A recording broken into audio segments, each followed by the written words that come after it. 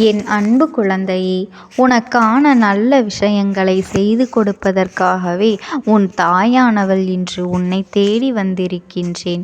என் தங்க குழந்தையே, இன்று உன் அம்மா உனக்கு சொல்ல வந்திருக்கின்ற செய்தி மிக முக்கியமான செய்தி. உன் அம்மா நான் காரணம் இல்லாமல் எந்த ஒரு விஷயத்தையும் நான் உன்னோடு சொல்ல மாட்டேன் என்பது உனக்கு தெரியும் அல்லவா? அதனால் என் தங்க குழந்தையே, அம்மா சொல்கின்ற இந்த வாக்கினை கேட்டு நீ அதன்படி நடந்து கொண்டாயானால் நிச்சயமாக இனி உன் வாழ்க்கையில் எந்த ஒரு கஷ்டங்களும் உன்னை வந்து நெருங்கிவிடாது என்பதில் எந்த ஒரு மாற்று கருத்தும் கிடையாது. என் தங்க குழந்தையே, எதற்காக நான் இப்படி சொல்கின்றேன்? அம்மா இன்று உனக்கு ஒரு அவசர செய்தியை தான் கொண்டு வந்திருக்கின்றேன். நேற்று இரவு உன் இல்லத்திற்கு வெளியே ஒரு சக்தி நடமாடி கொண்டிருந்தது. அது என்னிடத்தில் உன்னை பற்றி ஒரு விஷயத்தை சொல்லிவிட்டு அங்கிருந்து சென்று விட்டது. நீ அவசரப்படாமல் இந்த அம்மா சொல்ல வந்த விஷயம் என்ன என்பதனை கட்டாயமாக நீ தெரிந்து கொள்ள வேண்டும். என் குழந்தையே, உன்னுடைய வாழ்க்கை என்பது எப்பொழுதும் உனக்கு தீராத வேதனைகளை தான் தந்து கொண்டிருப்பதாக நீ நினைத்து கொண்டு நாள்தோறும் மன வருத்தத்திலேயே இருந்து கொண்டிருக்கின்றாய். அம்மா உன் இல்லத்தின் வாசலில் நிற்கும் பொழுது அங்கு நான் ஒரு சக்தியை கண்டதோடு மட்டுமல்லாமல் உன்னை பற்றி அது என்னிடத்தில் சொன்ன ஒரு விஷயம் எனக்கு அத்தனை வியப்பாக இருந்தது. அத்தனை ஆச்சரியத்தையும் அது எனக்கு கொடுத்தது. வாழ்க்கையில் உனக்கான சந்தோஷத்தை மட்டுமே நீ தேடிக்கொண்டிருக்கின்றாய் அல்லவா? அந்த சந்தோஷம் உனக்கு கிடைக்காததனால் தான் இப்பொழுது மனம் வேதனைப்பட்டு நின்று கொண்டிருக்கின்றது. இத்தனை நாட்களாக நீ உன்னுடைய கஷ்டங்களை எல்லாம் அதிகமாக சுமந்த காரணத்தினாலோ என்னவோ உனக்கு சந்தேகம் என்ற ஒன்று வாழ்க்கையில் இல்லாமலேயே போய்விட்டது. உன்னை சுற்றி நடக்கின்ற ஒவ்வொரு நன்மைகளும் உன்னால் என்ன நடக்கின்றது என்பதனை கூட புரிந்து கொள்ள முடியாமல் இந்த நேரத்தில் இந்த அம்மா உன் வாழ்க்கையில் நடக்கப் போகின்ற ஒவ்வொரு உண்மையையும் வெளிப்படையாக சொல்லிவிடப் போகின்றேன். என் பிள்ளையே, உன் இல்லத்தின் வாசலில் ஒரு சக்தி நடமாடியது என்று நான் சொன்னேன் அல்லவா? அது சாதாரண சக்தி அல்ல. அது என்னவென்று தெரிந்து கொள்ளாமல் நீ அப்படியே விட்டுவிடக் கூடாது. இன்று இவர்களை பற்றி நீ நிச்சயமாக தெரிந்து கொள்ள வேண்டும்.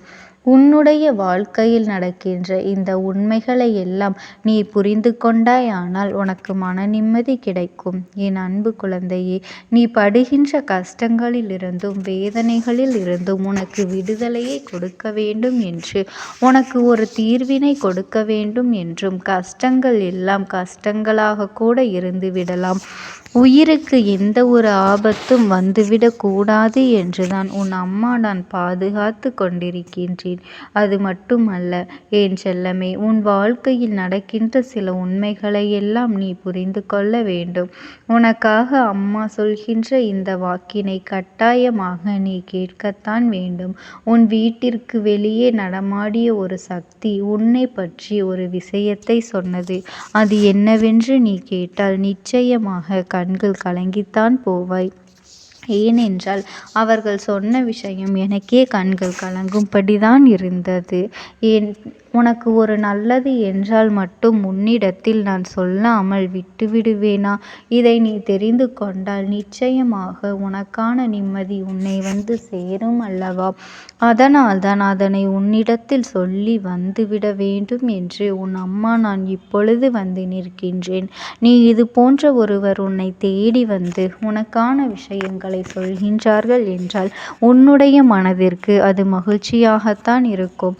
ஏற்கனவே ஏகப்பட்ட கஷ்டங்களில் இருந்து கொண்டிருக்கின்ற என் பிள்ளைக்கு மனமகிழ்ச்சி ஏற்படுத்துகின்ற ஒரு விஷயமாகத்தான் இது இருக்க போகின்றது. என் அன்பு குழந்தையே, அம்மா உன் இல்லத்தின் வாசலில் காவலாக நிற்கும் பொழுது எந்த ஒரு தீய சக்தியும் உன் இல்லத்திற்கு வந்துவிட முடியாது அல்லவா? நேற்றிரவு உன் இல்லத்திற்கு வீட்டிற்கு வந்தது ஒரு நல்ல சக்திதான். ஏதேனும் தீய எண்ணங்களை நினைத்து கொண்டு தீய சக்திகள் எதுவேண்டும் உன்னுடைய இல்லத்திற்குள் வந்தால் உன் வாசலில் காவலாக நின்று கொண்டிருக்கின்ற நான் அதையெல்லாம் பார்த்து கொண்டு சும்மாவே இருக்க மாட்டேன் அல்லவா? அப்படி ஏதேனும் தீய சக்திகள் வந்தால் அதை திரும்ப பார்க்க விடாமல் அடித்து விரட்டியிருப்பேன் என்பதனையும் நீ மறந்து விடாதே. தீய எண்ணங்கள் கொண்ட மனிதர்களாக இருந்தால் அவர்களின் வாழ்க்கையை நான் தலைகீழாக புரட்டி போட்டு இருப்பேன். அப்படியானால் உன் இல்லத்திற்குள் வந்தது நல்ல சக்திதான். அவர்கள் உனக்கான ஒரு நல்ல செய்தியை சொல்வதற்காக நான் அங்கே வந்திருக்கின்றார்கள். அப்பேற்பட்ட சக்தி சொன்னது என்று முதலில் நீ உன்னிடத்தில் சொல்லிவிடுகின்றேன். அதன் பிறகு அந்த சக்தி யார் என்று நீயாகவே தெரிந்து கொள்வாய். உன்னுடைய வாழ்க்கையில் நீ படுகின்ற கஷ்டங்களை எல்லாம் கண்டு ஒருவர் கண்ணீர் வடிக்கின்றார். அது உனக்கு நல்லது நடக்கப் போகின்றது என்பதனை உணர்த்தவும் முயற்சி செய்கின்றார்கள். உன்னுடைய வாழ்க்கையில் இத்தனை காலமும் நீ தாங்கி நின்ற கஷ்டங்கள் எல்லாம் முடிவுக்கு வரப்போவதையும் இனிமேல் எப்பொழுதும் உனக்கு நல்லது நடக்கப் போவதையும் இவர்கள் சொல்ல நினைக்கின்றார்கள்.